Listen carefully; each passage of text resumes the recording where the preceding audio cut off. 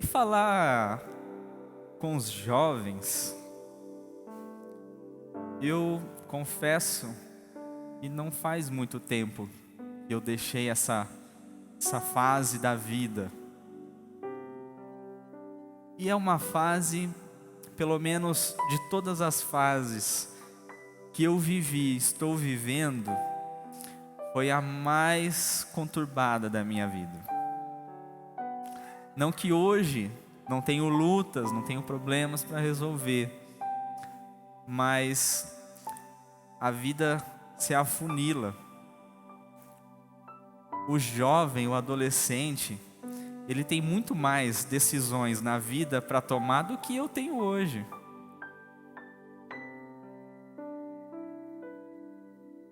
E decisão é uma coisa muito difícil de se tomar. Não é fácil tomar decisões. Até hoje. Mesmo quando a gente começa a adquirir um pouco de experiência de vida, ainda é difícil tomar decisões. Quanto mais os jovens, que ainda pouco da vida aprenderam. E na mesa de opções, são muitas opções para escolher, é muito difícil decidir. Principalmente porque muitas vezes, na grande maioria das vezes, uma decisão carrega consigo renúncia. E o jovem, ele olha aquele leque à sua frente de opções que ele tem, e ele fica assim: mas se eu escolher isso, eu tenho que abrir mão disso. Se eu vier por aqui, eu não posso ir por ali.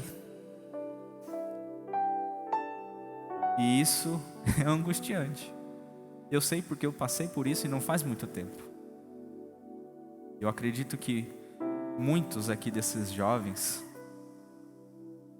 eles estão nesta caminhada, eles estão nessa fase de decidir, de escolher, de tomar decisões. Abra a tua Bíblia no Evangelho de Mateus, no capítulo 6.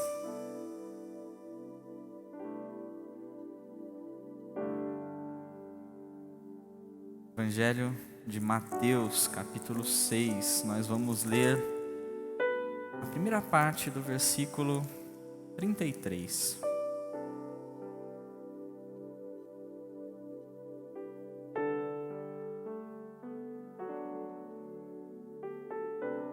Capítulo 6 fugiu da minha Bíblia. Aqui. Capítulo 6 do Evangelho de Mateus, ele faz parte do Sermão da Montanha. Acredito eu que seja o discurso mais conhecido de Jesus. Do capítulo 5 ao capítulo 7, nós temos aqui muitas e muitas informações ricas que Jesus nos deixou. As bem-aventuranças, alguns conselhos, algumas maneiras de procedimento. E aqui no versículo 33, na primeira parte, ele vai falar assim: mas buscai primeiro o reino de Deus. Essa é a primeira parte do versículo. Mas buscai primeiro o reino de Deus. Eu confesso à igreja que por muito tempo, na minha adolescência, eu interpretava esse texto da seguinte maneira: buscar o reino de Deus, em primeiro lugar, significa vir à igreja antes de qualquer outro compromisso. Eu vivi muito tempo, Rafa, desse jeito, achando que era isso, buscar o reino de Deus em primeiro lugar. Então tem um aniversário, mas tem culto. Primeiro eu vou no culto, depois do culto eu vou ao aniversário. Então, na minha cabeça, eu estava buscando o reino de Deus em primeiro lugar. Não precisa levantar a mão, mas quantos de vocês, jovens e adolescentes, e até os adultos, em algum momento da vida interpretou esse texto dessa maneira? Olha, buscar o reino em primeiro lugar é sempre estar no culto antes de qualquer outra coisa. Graças a Deus veio o conhecimento. E aí a gente vai entendendo a Bíblia da maneira correta. E por que eu escolhi este texto para falar com os jovens? Principalmente hoje, o mundo, cada vez mais, não que tenha sido diferente na minha época, o mundo cada vez mais tem prorrogado a chegada da vida responsável. Responsável em que sentido? De tomar as decisões e viver a vida como ela deve ser vivida. Então, antigamente, se casava com 20 anos, nossa, fulano casou velho. Como casou velho? Nossa, estava chutando balde já, com 20 anos. E hoje, aos 20 anos, quando nós olhamos hoje um jovem de 20 anos, o que realmente nós esperamos de um jovem de 20 anos hoje? Confesso que eu não espero muita coisa. Por quê? Vocês são ruins? Não. Mas é porque o mundo tem tomado caminhos que estão levando vocês a adiarem a tomada de decisões. Decisões essas que levam à responsabilidade. Vocês são responsáveis pelas decisões que vocês tomam. E o mundo está pregando que vocês devem primeiro estudar, depois de estudar, se consolidarem nas suas profissões. Depois de consolidado na profissão, vocês têm que se firmarem financeiramente. Depois de firmarem as finanças, vocês devem ter a sua casa, o seu carro, para depois assumirem as outras responsabilidades da vida. Mas este é o projeto de Deus? Formarmos famílias com 30, 35, 40 anos? Sejam sinceros. Vocês acham que precisa chegar nessa fase da vida para vocês serem responsáveis pelo que vocês fazem? Pois o mundo prega isso, que um jovem de 25 anos, ele não deve ser tão responsabilizado pelas suas escolhas, pelas suas atitudes, pelos seus atos e, consequentemente, pelas consequências.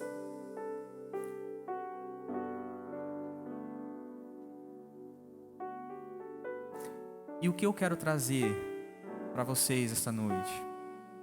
O que Deus espera de nós, de vocês.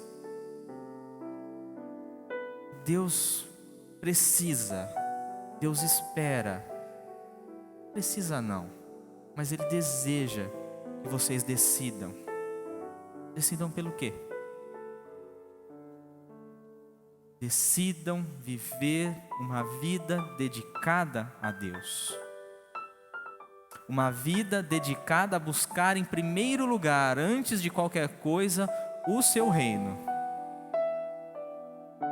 Marcos, o que significa então buscar o reino de Deus em primeiro lugar, se não é vir aos cultos antes de outros compromissos? Buscar a Deus em primeiro lugar, o seu reino, é que independente do que eu escolho fazer, ser, nada pode deixar a palavra de Deus em segundo lugar. Eu vou escolher a minha profissão. A minha profissão não deve estar acima do que Deus espera de mim como servo fiel. O que isso quer dizer? Quer dizer que se aquilo que eu vou fazer da vida para viver, para ter a minha renda, o meu sustento, se nessa profissão eu tiver que ter conduta, eu tiver que fazer coisas que desagradam e que vão contrário à palavra de Deus, então eu não estou colocando o reino de Deus em primeiro lugar. Se eu estou numa faculdade, eu escolhi estudar, eu decidi estudar, mas na faculdade, naquele ambiente que eu confesso que foi um dos piores pelo qual eu passei, no sentido das ofertas que eu tive naquele lugar, que aliás, eu não lembro onde eu vi essa pesquisa, mas há algum tempo atrás, um pastor pregava e ele disse, um estudo feito por um instituto bíblico, se eu não me engano, dos Estados Unidos, mostrou que cerca de 60% de todos os jovens, de todas as igrejas, entre 14 e 25 anos, deixariam a igreja ao qual eles pertenciam. E desses 60%, quase 90% no período universitário das suas vidas.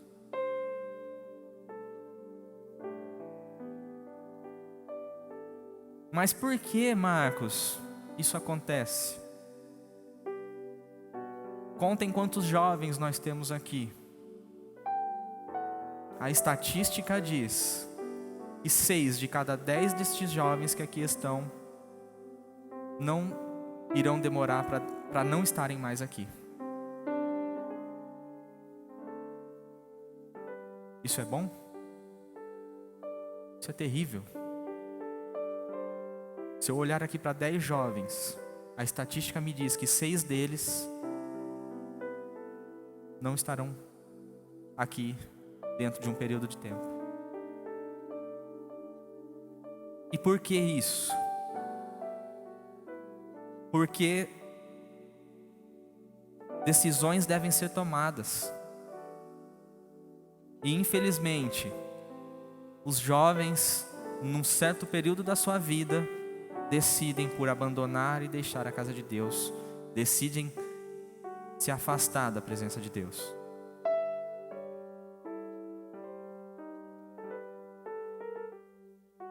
Eu sou formado em engenharia e eu exerço a minha profissão. E na minha profissão, para que eu uso estatística na minha profissão? Se eu tenho um dado, uma informação de que alguma coisa, existe uma porcentagem que ela pode dar errado, nós trabalhamos em cima desta probabilidade para produzir procedimentos e mecanismos que eliminem essa probabilidade da minha área, no caso a construção civil. Então, se a estatística me diz que de cada 1.000 metros quadrados construção, 100 metros quadrados vão ter retrabalho, eu pego essa estatística, essa probabilidade e crio ferramentas, crio procedimentos para quê? Para que estes 100 metros que a probabilidade me diz que vão dar problema, eles não deem problema. Então, se essa estatística, essa probabilidade de que 60% dos nossos jovens podem não estar aqui, nós temos que trabalhar na mente, no coração dos nossos jovens, de que decidir estar na presença de Deus é o melhor para vocês, para mim, para todos nós.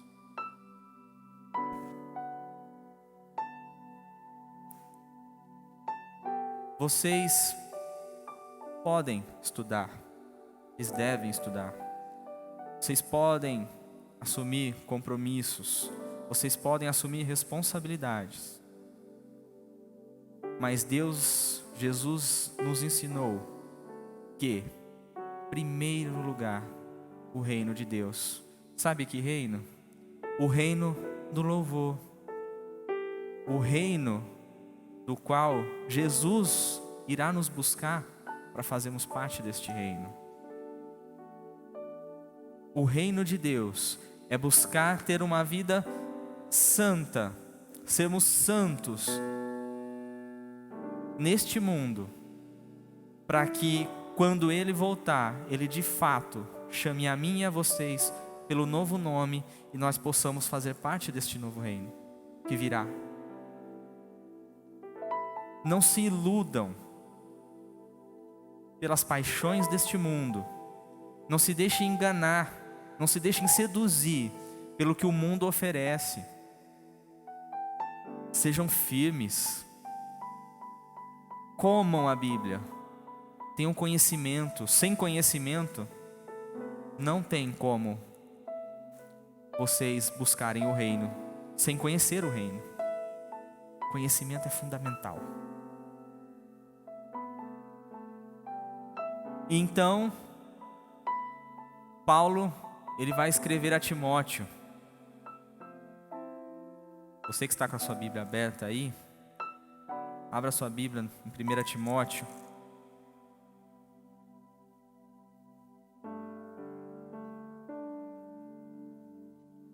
No capítulo 4.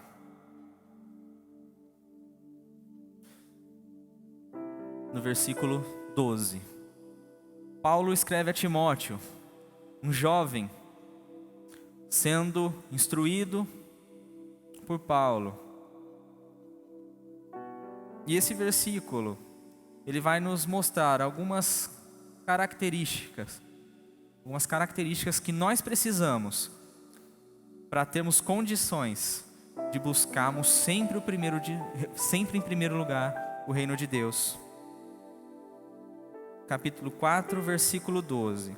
Ninguém despreze a tua mocidade, Paulo diz a Timóteo. E aí ele vai falar como Timóteo deve proceder.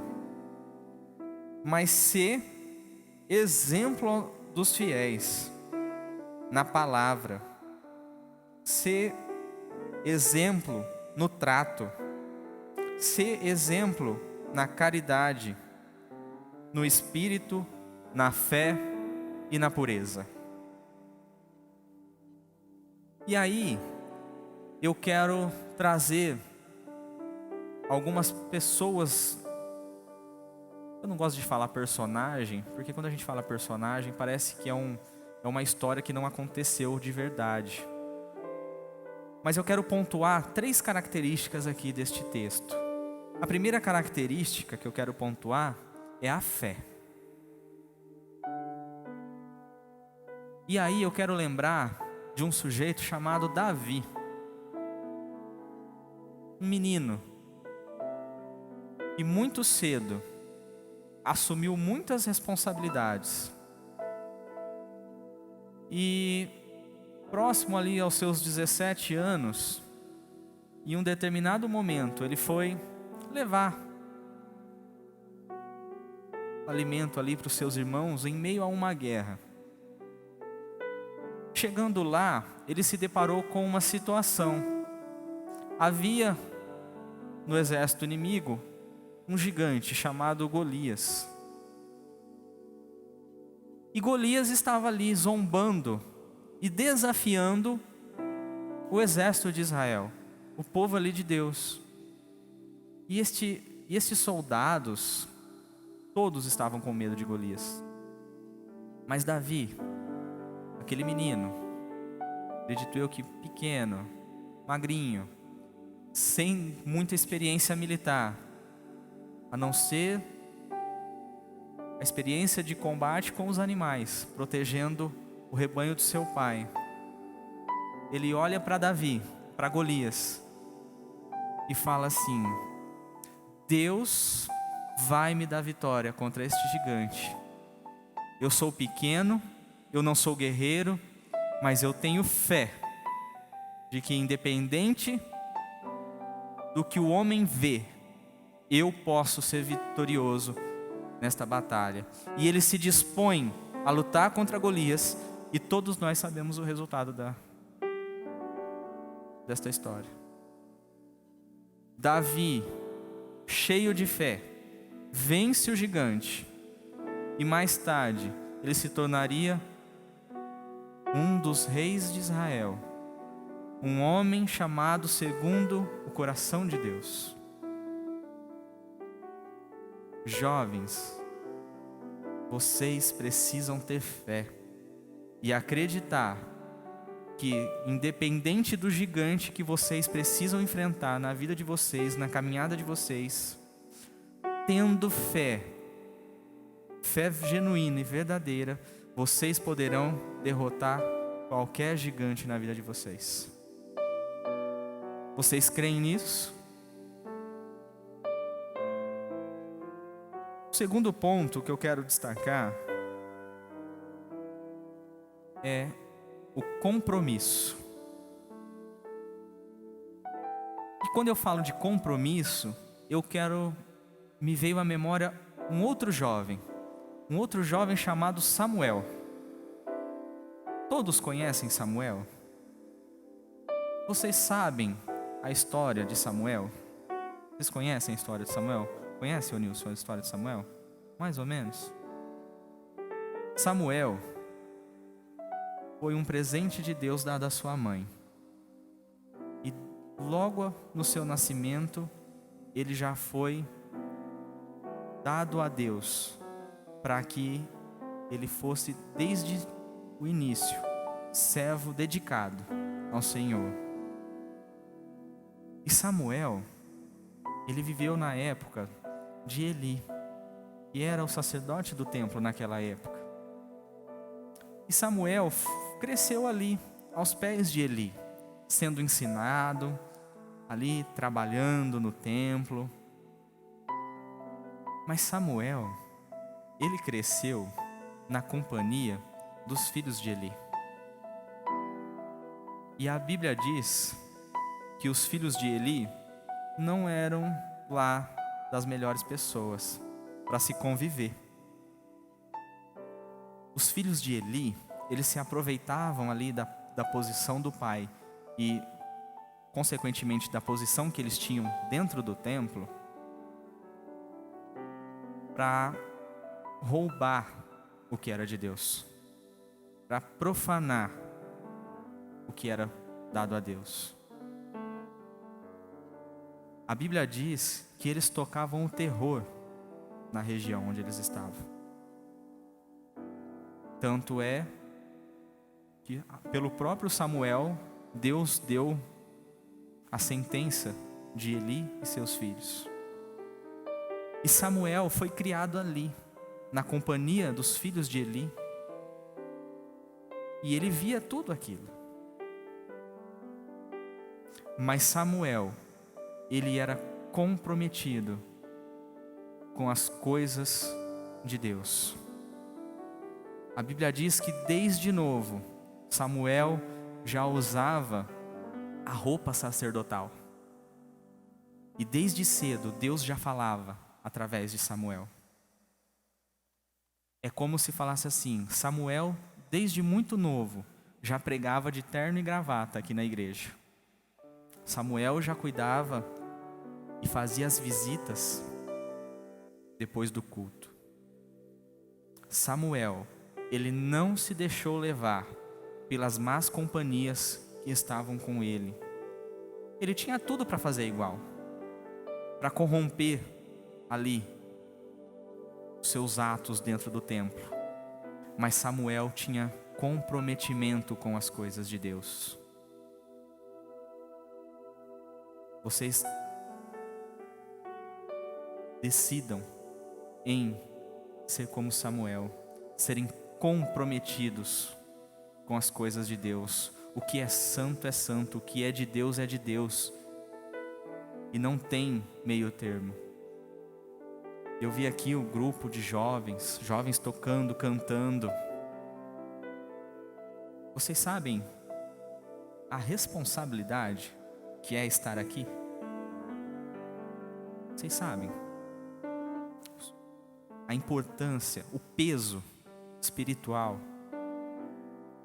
de assumirem este compromisso, de estarem aqui no altar do Senhor, fazendo a música com a qual nós louvamos a Deus? Samuel era comprometido, Samuel levava as coisas de Deus a sério. Não se deixem corromper pelas más companhias que vocês têm lá fora, porque vocês têm. Por melhor que sejam as pessoas com as quais vocês convivem lá fora, elas não seguem as orientações e elas não conhecem os desejos que Deus tem para mim e para a tua vida. E por melhor que elas sejam, os conselhos delas com certeza irão à contramão da vontade de Deus. E mesmo que essa má influência esteja aqui dentro mesmo desta igreja, não se deixem levar. Sejam comprometidos com as coisas de Deus. O último ponto é a pureza. E aí eu lembrei de um rapaz chamado José. Uma história fantástica. Vocês não leram a história de José desde o começo? Gênesis 37, se eu não me engano, 38. Leiam. É uma história magnífica desse rapaz. Um rapaz que foi traído pelos seus irmãos, jogado num poço, vendido como escravo, levado ao Egito, serviu a Potifar. E ali, na casa do seu mestre, servindo a ele, ele foi provocado pela esposa de Potifar.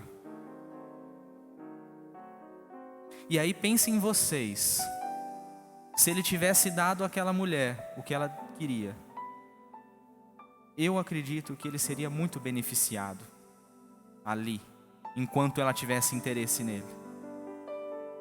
Mas independente das consequências, ele se manteve puro. Ele fugiu do pecado, fugiu da tentação, porque ele tinha a ciência de que pureza é algo importantíssimo para o nosso Deus. E ele falou assim: Deus, Ele quer pureza de mim, e é pureza que eu darei a Deus. Sejam puros, fujam da imundície. Literalmente fujam, se necessário for. José, apesar de ter sido preso, acusado falsamente, no momento certo, no momento propício, Deus levantou este rapaz e colocou ele no segundo maior lugar do reino do Egito. E a consequência dele ter se mantido puro diante do pecado fez com que ele fosse um dos homens mais importantes do reino do Egito, salvando não somente aquele reino da fome, mas todos os reinos em volta do Egito, inclusive os irmãos que o tinham vendido como escravo para aquele lugar. Então se mantenham puros e vejam o que Deus pode fazer na vida de cada um de vocês. Eu não sei se algum de vocês aqui será governador, será presidente, será vice-presidente, mas Deus pode usar vocês para fazerem muita diferença na vida de muita gente.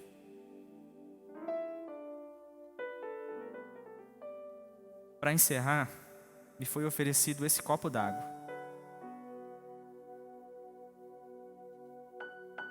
Se eu oferecer a alguém que está aqui este copo d'água, alguém se recusaria a beber? É um copo de água mineral,